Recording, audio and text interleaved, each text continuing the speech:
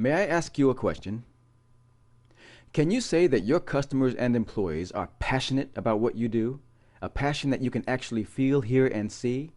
Or instead, are you and your organization experiencing any of these symptoms? Lack of focus or direction, difficulty achieving your goals, chronic budget overruns and late project completion, infighting, argumentative employees, a tense, negative work environment, excessive absences or employee turnover, workers requiring too much supervision, subpar employee performance and productivity, or mediocre work quality and ethic.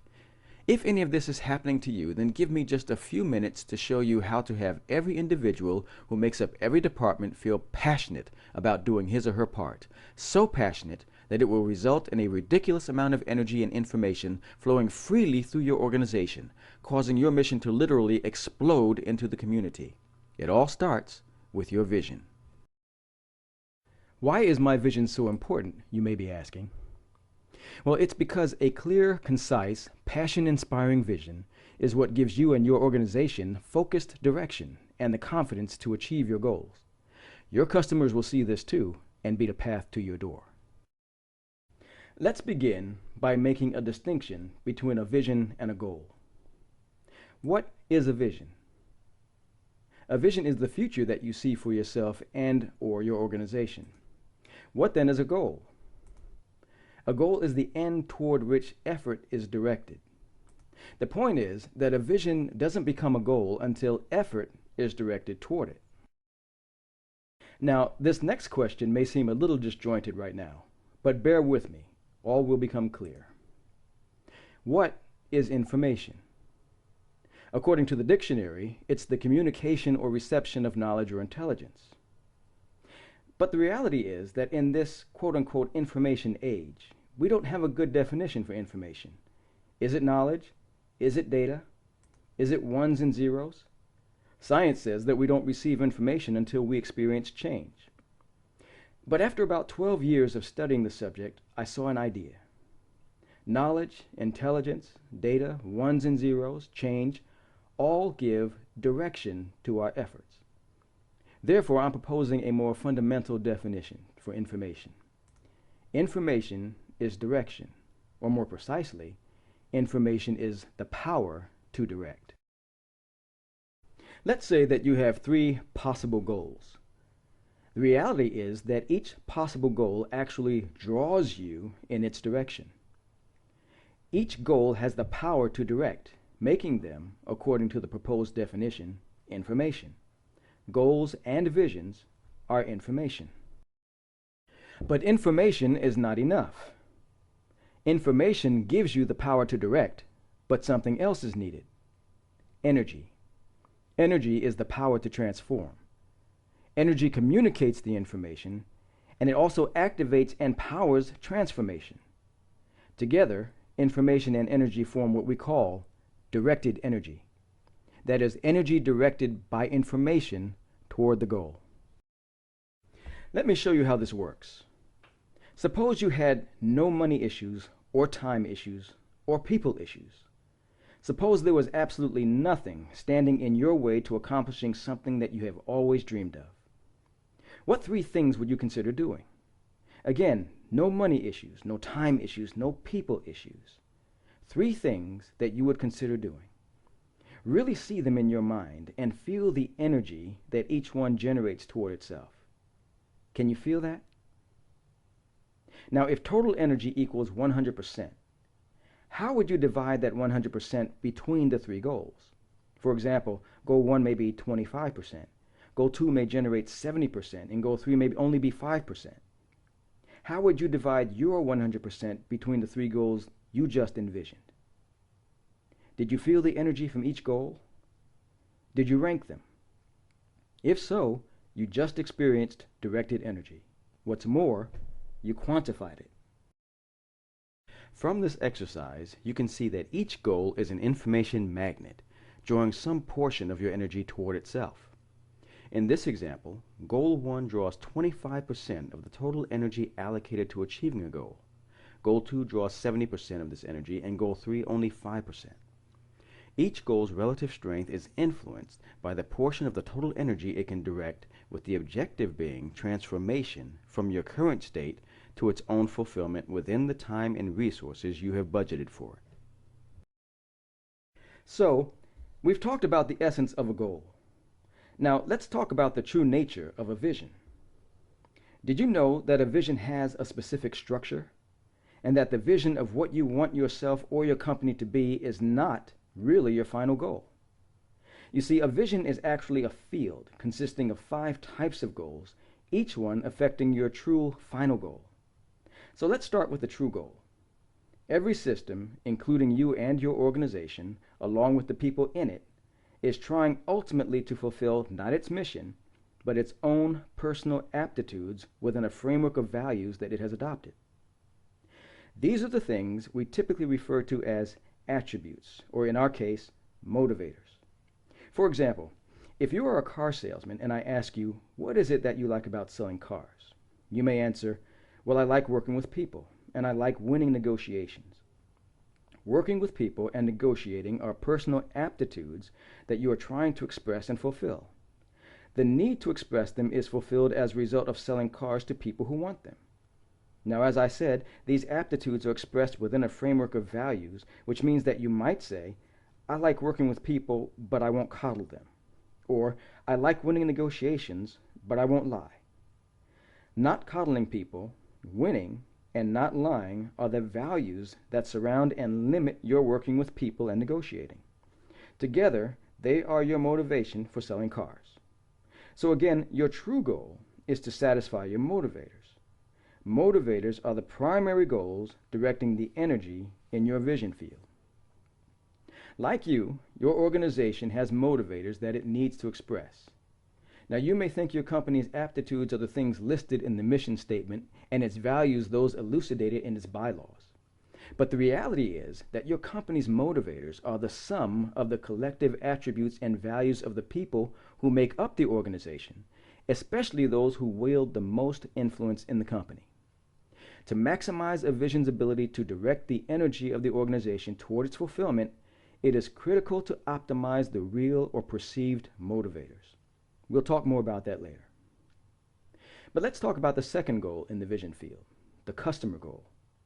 Quite simply, the customer goal is the goal to express your motivators to people that you want to experience them. If you're that same car salesman, then you need people that you can work with but not coddle, and best in a negotiation without lying. Expressing those motivators to any other type of people will not result in any personal satisfaction, and the directed energy for that scenario will be low. So quite interestingly, you can determine your target customers by knowing your motivators. Your organization can also determine its target customers by knowing its collective motivators. The customer goal is traditionally the one encompassed by the corporate vision statement. We'll talk more about that in another video, but at this point, let me just say that I think this is appropriate, because it must be stated so that it is consistent with the true motivators. That's where many companies begin to fall short. Now we come to the third goal of the vision field, the stated goal. The goal that says what you want your company to ultimately become.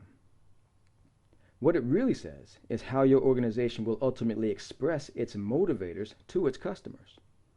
That same car salesman in our example will try to work with people without coddling them, best them in a negotiation without lying, while selling them a car. He may dream of his dealership becoming very large, even number one in his territory, but all to fulfill his need to express his motivators to as many customers as possible by selling them cars. The stated goal is typically the one addressed by the mission statement. Again, we'll talk more about that in another video. The fourth goal in the vision field is one that we don't usually think of as a goal. That's the constraint.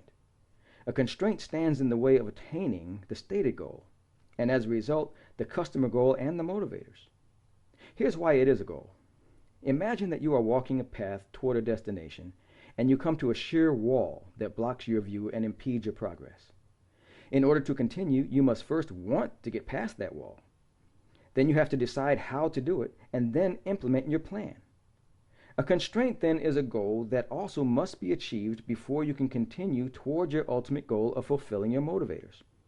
So our car salesman will feel less enthusiastic about the prospects of working with people without coddling them and out negotiating them without lying by selling them cars if he is insecure. To fully satisfy his motivators, he must first overcome the constraint of his insecurity. Your company may also have constraints blocking the fulfillment of its motivators, which it must overcome before it can achieve its vision. By the way, viewing your constraints as goals provides a great way to plan how to achieve your vision. When you think about it, it's the constraints that keep you from attaining your goals and are the main things to consider when you put a plan together. For that reason, I use constraint-based strategies in the planning process. The final goal in the vision field is our current state. Like constraints, we also don't think of this as a goal, but it is because it tries to remain unchanged. That's the law of inertia, and it is just as true here as it is for any physical object. You must overcome your resistance to change before you can fulfill your motivators. If our car salesman is insecure and knows it, but does not feel the need to change, he will not fulfill his need to work with people without coddling them and out-negotiate them without lying by selling them cars.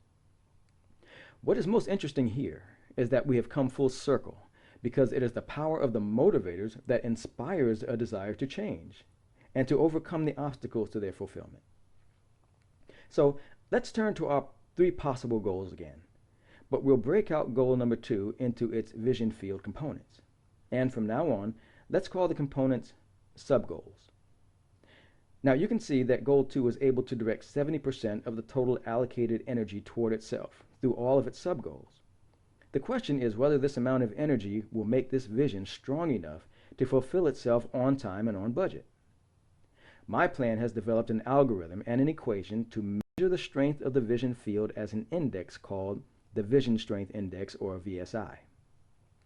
Using the VSI, we can answer that question, and if the vision strength is not sufficient, we can pinpoint areas of strength and weakness. With that information, we can work on the vision to maximize its strength. To do this, we need 2 initial measurements. First is the unconstrained vision. Quite simply, we work to remove all constraints so that we get the maximum strength possible for the current vision. This is what you did in the first exercise. Here we see that 70% gives a pretty strong vision strength. If the maximum strength is adequate, we take a second measurement by putting constraints back in. We call this the constrained vision. The result tells us if the constraints as perceived reduce the strength of the vision and by how much. In this example, adding the constraint to the vision only reduced the directed energy by 5%, but it also redistributed that 5% to the other 2 goals being considered so that they are even. The combined effect weakened the vision significantly. Let's do another exercise where we added a constraint to the vision you had earlier. Go back and remember the 3 things you would accomplish in the first exercise and how you distributed the energy between them. I want you to close your eyes and really remember. Now, focus on the accomplishment that directed the most energy. See yourself doing it. Hear the sounds as it is achieved and feel the result. Now think of one thing that would keep you from doing it. Do you have it? Now think about your goal again, but in the context of the thing that would keep you from doing it. Do you feel the same energy? How would you divide the 100% of your energy between the 3 goals now? This is the effect of constraints on your vision. If a constraint significantly weakens your vision, there is something we can do. Every constraint has an optimum set of motivators. The trick is finding them and determining if they're potent enough to make a difference. Again, consider goal 2 and its sub-goals from our example. Remember that adding the constraint to goal 2 significantly weakened its vision given its current motivator. But suppose we find another motivator that increases the directed energy of the vision field substantially, say to 80%. We see that the vision strength index indicates that the vision field is now strong enough to realize itself. Now suppose that there's another constraint to the same goal and its motivator can only direct 25% of the total energy toward itself, resulting in a very weak vision field. So we look for a stronger motivator and find one that can direct 55% of the total energy. But that doesn't increase the vision field strength enough. It may actually be possible to link the two motivators so that they behave as one, increasing the directed energy and thus the field strength to an acceptable level. The point is that when you have a vision that really excites you at first, but the excitement fades when you run into a significant obstacle, that doesn't have to be the end of the vision. There may be a more compelling reason, a stronger personal motivator or combination of motivators that will give it enough strength to fulfill itself. This is true both for the individual and the corporation. For your corporation, then, it is important to realize that the overall vision must have the strength to direct enough of the energy of the entire organization toward its fulfillment. But this vision is supported and realized by the various departments that make up the organization, each having its own vision. And each department is made up of individuals, each having their own vision. You can see then that the complexity of the organization gives a lot of opportunity for dysfunction due mainly to a weak corporate vision. What's needed is something called vision integration throughout the organization. Each department must have a vision that supports their customer, the overall corporate vision. Then each individual must have a vision that supports their customer, the department. Integrating the visions results in a completely connected system of people and activities directed towards the fulfillment of the overall vision. This vision integration process actually optimizes the overall corporate vision strength, and the strength is maintained through regular monitoring of key measurements established for each vision. For example, our car dealer's vision statement might read, "The best cars company helps people satisfy their basic day-to-day transportation needs by offering popularly styled new and used cars of the highest safety and reliability standards with mid-range affordability." In support of that, the sales department vision could read, "Best Car Sales Department helps Best Cars to offer popularly styled new and used cars of the highest safety and reliability standards with mid-range affordability by making each customer feel that Best Cars is their best choice." Bernie the salesman might then have a vision statement like, "Bernie is a salesman that helps Best Car Sales make each customer feel that Best Cars is their best choice by providing effective assistance choosing a car in a personal, attentive, and informative manner." Now, while integrated, again, the strength of these visions depends on how well they reflect the attributes and values that the entities, Best Cars Corporation, the sales department, and Bernie the salesman, need to express. Hopefully, you see now, if you didn't before, why it is so important to maximize your vision. If you're part of an organization, the question now is, what is MyPlan-Corporate and how can we help you? MyPlan-Corporate, as we've seen, is a process that uses a unique measurement, the Vision Strength Index, or VSI, to optimize the energy of a collective vision toward its fulfillment. How can we help you? Using our process, we will first calculate the VSI of your current group or corporate vision, then for each department and, where necessary, each employee. Second, we'll identify the weak sources of energy in the organization, then analyze and strengthen every goal in each vision field. Third, we'll implement vision integration. We'll assist all facets of the organization to develop powerful, passion-inspiring vision statements that support the vision of the upline customer, integrating the corporate vision from top to bottom. And lastly, we will establish an in-house or MyPlan-driven corporate program of vision management to maintain the vision strength of your organization. Well, we've covered a lot of information in this first training video. Let's summarize the reasons why you need to maximize your personal or corporate vision. You need to maximize your vision because failing to do so threatens its accomplishment, minimizes customer demand, costs your organization time and money, increases the amount of supervision needed, and leads to unfulfilled, dissatisfied employees. The MyPlan process will maximize your vision. Contact us at myplanforward.com.